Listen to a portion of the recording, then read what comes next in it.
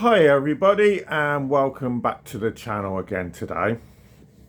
Now today we're going to just have a brief conversation about the government's announcement yesterday that they're going to stick with the 5% cap on council tax across the UK to do with obviously council tax. So the question the big question is, at the end of the day, are the government right to stick with it? And I would say, yeah, they are, because obviously it's a cap that Conservatives had as well. 5% paying 5% raise every year on council tax. Now, the big question is, have the government stuck with this stupid thing that the idiotic leader said when he said, we're not going to give any tax increases for working people? Now, my question is, and this is a question that Keir Starmer never answered. He got asked by Sky News, and he's probably been asked by other members of the mainstream media. Okay, what is a working person? Because if you have stocks and shares, you're not classified as a working person, in his book anyway. If you've got a private pension, not a working person. So what is a working person? If you're working 9 to 5 in Tesco's or Asda, you're pretty much classified as a working person to him. But anybody else isn't a working person. So, the 5% increase on council tax affects everybody. So, in essence, he has gone back on his pledge that no tax increases for working people, because this is going to hit everybody, no matter what walk of life you come from. So as long as you're paying council tax, even if you're on, even people that are on benefits, some people are on benefits, can end up getting hit by having to pay council tax. So they're going to get the 5% increase come April next year.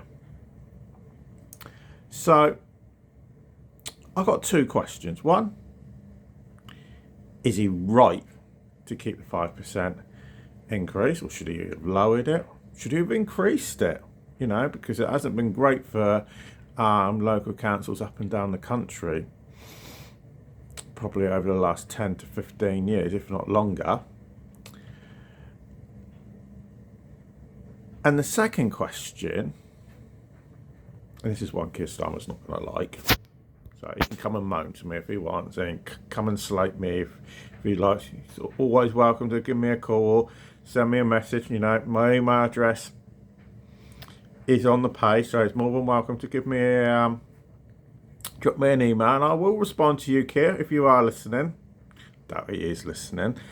Doesn't listen to many people. But the other question is, should MPs and leaders of parties that go into government be held responsible for breaking their promises? Now, I'm old enough now to know that you can't really trust a single word that comes out of any MP's mouth. I've worked in sales for 20 years. And if you were to listen to my children would tell you that I'm a professional liar. That's what they say my job is. I'm a professional liar. Most MPs make me look like a saint for how much I've lied to people in the past doing my job, or slightly bending the truth on what the actual case was. And I'm not going to deny that. I have done that. I've got myself in trouble on occasions for it, but I have done it. But the question is, MPs do this on a regular basis. They may have doing it for good reasons at the time, or they might not entirely have the truthful facts. But the reality is that the Labour Party said they weren't going to put taxes up for working people. and they have, if you consider at the budget, and I don't want to go on about the budget, I've done videos about the budget, you can go back and watch them if you want. They put the tax rate up on national insurance for the company side of it, and they're working people. You know, that is the reality. They are working people.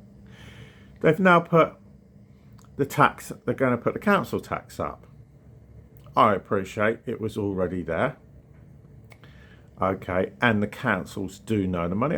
I know plenty of councillors myself, and I know that it's not great. They don't have vast amounts of money. They waste an awful lot of money. You wouldn't believe. It's ridiculous, especially my local council. I'm sure there's a lot of people who would whine about our leader of the council of some of the things that he's done, like buying one particular bingo hall. But that's another story for another day. You know, a local thing. You know, so do they need the money? Yeah, they do. You know, end of story. They do. They do really need the money. So would have the more sensible thing for him to say is, at the last election, because of the way that the finances are, we are going to put taxes up. And we're going to put taxes up by an awful lot. Would have been the sensible thing to say, but he wouldn't have got elected. Nobody in their right mind would have voted for him unless they're staunch Labour supporters would have voted Labour if they had known.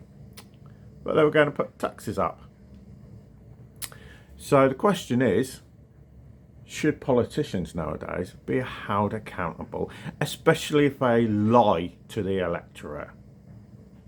Should there be some kind of law put in place to stop them from doing it? Because they've done it for years and years and years. You know, I was born in the 70s, so obviously I remember the days of Margaret Thatcher, John Major, Tony Blair, part-time prime ministers we've had since then, all the way up to the modern day. And there's barely one that's ever told the truth. So what I would like is, obviously I'm going to finish this in just a moment, is let me know what you think. If you think leaders of parties should be held accountable for lying through their teeth, just put a comment down below. If you don't think they should be, put it down below. I'm not going to be upset by you thinking, no, it's completely fine. Okay, if there is a video about another subject you'd like me to do, just put that in the comments down below. Would be appreciated. But if you are new to the channel, please do subscribe. Do have the button down in the corner, just click on it.